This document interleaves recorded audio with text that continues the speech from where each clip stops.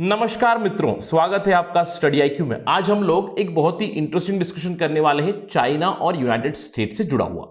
हम लोग जानते हैं कि कुछ सालों से यूनाइटेड स्टेट्स और चाइना का ट्रेड वॉर चल रहा है, यानी कि यूनाइटेड स्टेट्स सैंक्शंस लगा रहा है चाइना के ऊपर, चाइनीज कंपनीज के ऊपर, चाइनीज ऑफिशियल्स, और चाइना रिटेलिएट कर रहा है।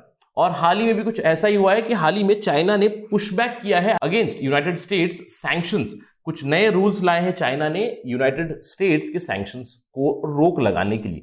तो इस वीडियो में हम देखेंगे क्या ये रूल्स एंड रेगुलेशंस है, क्या इसका परिणाम होगा, और कुछ सवालों के जवाब देने की कोशिश करेंगे which are very very important for the upcoming Biden administration. So let's begin our discussion. लेकिन उससे पहले मैं हूं आपका दोस्त राहुल साइगांवकर। अगर आप मुझे फॉलो करना चाहते हैं, you can follow me on the ID Rahul Sai 222। मेरा फेसबुक, इंस्टाग्राम और टेलीग्राम के चैनल का आईडी सेम है। इसके अलावा स्टडी आईक्यू आपके लाया है smart course for UPSC 2021। For more information please download the app from Google Play Store and don't forget to subscribe to our channel Study IQ. चलिए पहले बैकग्राउंड के बारे में बात करते हैं, जो मैंने आपको शॉर्ट में बता दिया है कि ट्रेड वॉर चल रहा है यूनाइटेड स्टेट्स और चाइना का। अगर हम लोग बात करें कब से, 2017 से ही, जब से ट्रंप एडमिनिस्ट्रेशन आई थी। ट्रंप एडमिनिस्ट्रेशन का इनॉग्रेशन हुआ था जनवरी 2017 में। तब से लेकर यूएस और चाइना के बीच टेंशंस चल ही रहे हैं। इनफैक्ट एक ट्रेड वॉर सिचुएशन डेवलप हो चुका है, डी ग्लोबलाइजेशन की बातें हो रही थी, और उसी के बीच कोविड की महामारी आ चुकी है, जिसकी वजह से और भी ज्यादा इंपैक्ट हो चुका है with respect to the globalisation. तो relationship have been quite bad for the past few years. In fact 2019-20 की बात करें तो बहुत ज्यादा सैंक्शंस, काउंटर सैंक्शंस लगे हैं। इनफैक्ट अगर हम लोग बात करें ट्रंप एडमिनिस्ट्रेशन की, ट्रंप एडमिनिस्ट्रेशन ने बहुत सारी चाइनीज कंपनीज के ऊपर सैंक्शंस लगाए। चलिए बात करते हैं कुछ कंपनीज के बारे में जिनके ऊपर रिसेंटली सैंक्शन लगाए। अगर हम लोग बात करें रिसेंट सैंक्शंस की, चाइना के 3 telecom companies, China mobile, China telecom और चाइना यूनिकॉम, जो हांगकांग में है, उसके ऊपर यूनाइटेड स्टेट्स एडमिनिस्ट्रेशन ने सैंक्शंस लगाए हैं। क्यों? क्योंकि इनके ताल्लुकात थे चाइनीज मिलिट्री के साथ, ये एलिज करते हो, यानी कि उनको डीलिस्ट किया गया है न्यूयॉर्क स्टॉक एक्सचेंज से। इसके अलावा प्रेसिडेंट डोनाल्ड ट्रंप ने अपने आखिरी मंथ में उन्होंने एक एग्जीक्यूटिव ऑर्डर पास किया है, जहां पे उन्होंने और 8 चाइनीज ऐप्स को बैन किया, जिसमें एक इंपॉर्टेंट ऐप है अलीपे। इसके अलावा हम लोग पहले बात कर चुके हैं कि यूनाइटेड स्टेट्स ने बहुत सारे चाइनीज ऐप्स को बैन किया था। इंडिया ने भी किया था, 100 से भी ज्यादा ऐप्स को हम लोगों ने बैन किया है। यूएस ने भी किया है, यूएस ने टिकटॉक को बैन किया है, चाइनीज कंपनी वावे को बैन किया है। चाइना की जो सबसे बड़ी चिप मैन्युफैक्चरर है सेमीकंडक्टर मैन्युफैक्चरिंग इंटरनेशनल कॉर्पोरेशन, उसको ब्लैकलिस्ट किया है। चाइना का जो ड्रोन मैन्युफैक्चरर है DJI, उसको भी ब्लैकलिस्ट किया है। इसका मतलब यह है कि यूनाइटेड स्टेट्स ने बहुत सारे सैंक्शंस लगाए चाइनीज कंपनीज के ऊपर। तो क्या चाइना खामोश है? चाइना खामोश नहीं था। पहले भी चाइना ने कोशिश जरूर की थी, चाइना ने रेस्पॉन्ड किया था यूएस डीलिस्टिंग को, जो उनकी कंपनीज को डीलिस्ट किया था, उसको उन्होंने एक अनरिलायबल एंटिटी लिस्ट करके एक अनाउंस किया था, जिसमें यह अंदेशा लगाया जा रहा था कि यूनाइटेड स्टेट्स की कंपनी को अनरिलायबल करके वो लोग करार देंगे।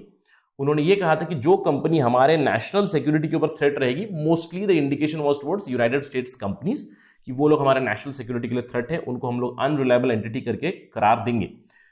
लेकिन ये सब चीजें यूएस को डिटर नहीं की, ट्रंप एडमिनिस्ट्रेशन को it did not deter at all.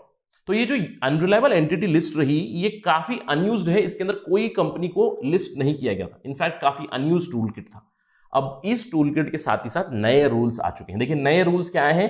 China has issued new rules for its citizens and companies to basically stop unjustified use of foreign laws. तो जो यूनाइटेड स्टेट्स सैंक्शंस लगा रहा है, delisting कर रहा है कंपनीज को, अभी यह अंदेशा लग रहा है कि चाइना की जो बहुत बड़ी कंपनीज है जैसे कि टेंसेंट, उसके अंदर United States wants its citizens to stop investing. ये बातें चल रही है। तो इन सबको रोक लगाने के लिए चाइना ने कुछ रिटेलिएशन की। रिटेलिएशन क्या है? उन्होंने कुछ नए रूल्स लाए। क्या रूल्स लाए हैं? उसका टाइटल है counter acting unjustified extra territorial application. Extra territorial मतलब यानी कि जो यूएस से आ रही है। ऑल्दो प्लीज नोट कीजिएगा, इस रूल्स में यूएस का मेंशन बिल्कुल नहीं है। तो इस रूल्स के तहत क्या किया जा सकता है? अगर इन रूल्स को सिंपली पुट किया जाए तो 2 चीजें इससे निकलती है।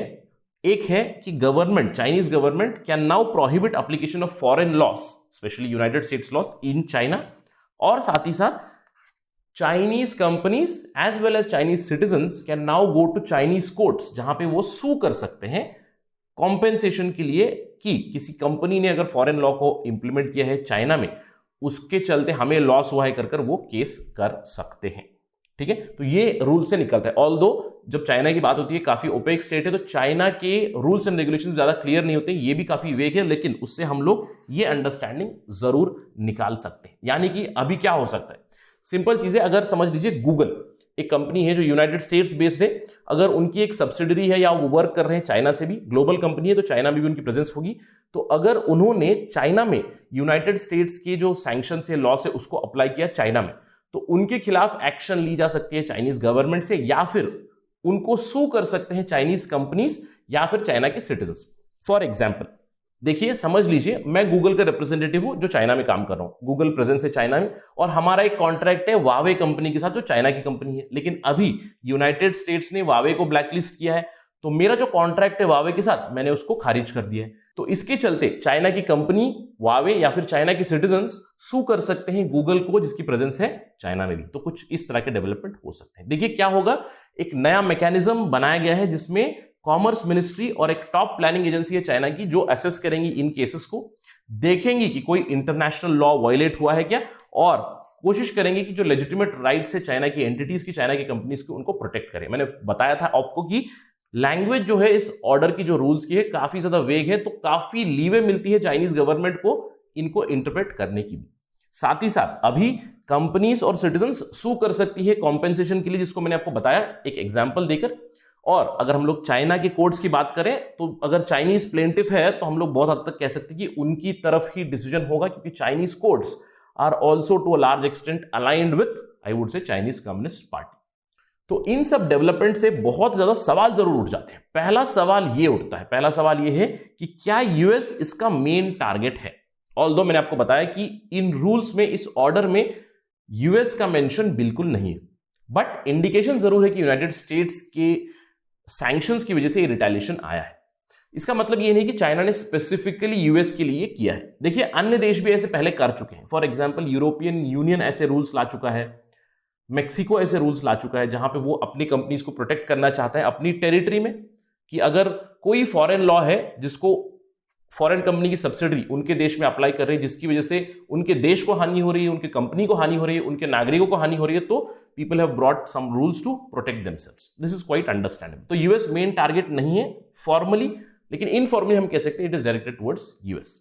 दूसरा सवाल ये उठता है, इससे ग्लोबल कंपनीज को क्या होगा। देखिए ग्लोबल कंपनी, मैंने आपको उदाहरण दिया गूगल का, तो इन कंपनीज को क्या होगा। ये अभी इतने परेशान है कि एक तरफ यूएस है, एक तरफ चाइना है, उन दोनों के बीच ये फंस चुके हैं कि क्या डिसीजन होगा।